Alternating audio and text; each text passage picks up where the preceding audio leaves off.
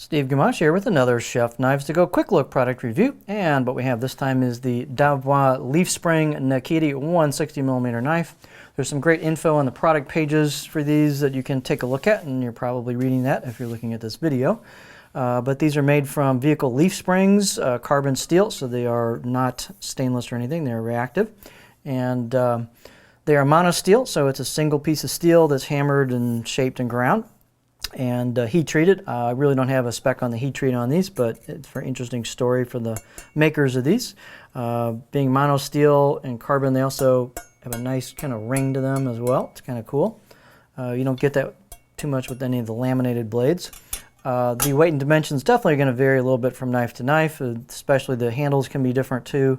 So on this one, it's 140 grams or 4.9 ounces. Edge length is right about 160mm or 6.3 on the usable edge. Overall length around 308mm or 12.1 inches from here to the back of the handle, at least with this handle. Spine thickness, you get some variations here, but this one was around 2mm at the back coming out of the handle, and then I measured about 1.7 halfway down, and it pretty much just kind of keeps that till we hit the front of the blade. And then blade height is about 55 3/4 at the back, and then about 55-ish about halfway down the blade. I usually measure Nakiris in two different spots, so you see it kind of loses some height towards the front. The handles are going to vary on these. I've seen some pretty rough handles on these. These are not rough. They are pretty sweet looking handles. Nice variations in wood. You've got some spacers here. Pretty cool. They look nice. They feel good. They're nicely sanded. Good fit and finish on them. And nice glue up job where the tang goes in. So they tend to be a little thin this way and a little bit thicker this way, so that's just the nature of the handle, but very comfortable, nice looking. I'm quite impressed with these. Almost thought they were custom handles out of the box, but they're not, as far as I know. The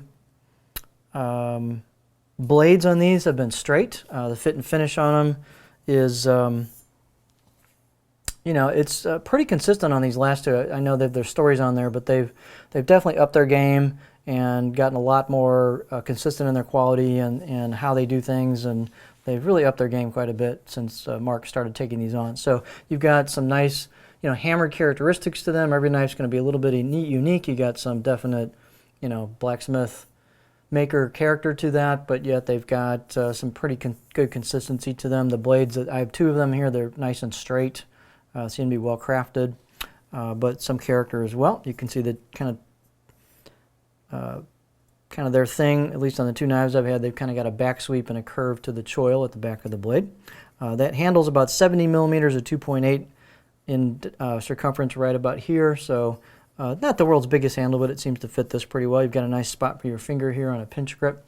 With this particular handle, this knife is balanced about right there. For me, that's just a touch behind a pinch grip, but kind of a nice light feel. They're fairly stiff. Again, fairly, good straight blade. But the only real ding I have on them is they don't have much of an edge out of the box. So I'm going to give them a 3, maybe a 4, probably really a 3, just because they just don't really have much of an edge out of the box. They didn't cut paper towel, so you're going to want to sharpen these out of the box. You're going to need to do that, so just FYI. I will say I did the 240 and sharpened it, and it sharpened up nicely and took an edge really easily, so that one was excellent from a sharpening perspective. Super easy to sharpen. Edge retention, I'm sure, is going to vary from knife to knife. Probably not going to be the world's greatest edge retention, but for the price, these are interesting. They're cool looking. It's a nice story, and definitely something different.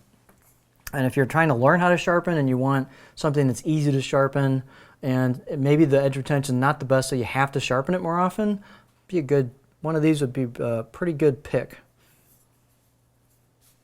You don't want to try to sharpen a steel that's super cheap or that's super hard or difficult to sharpen if you're learning, because it just kind of doesn't give you much confidence. Something like this or a good carbon steel knife is just going to sharpen up easily and just give you better feedback and just make you feel better about yourself as a sharpener. So it doesn't hurt to have confidence.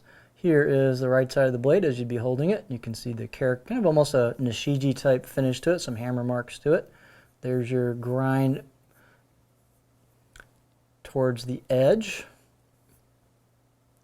Here's the left side of the blade.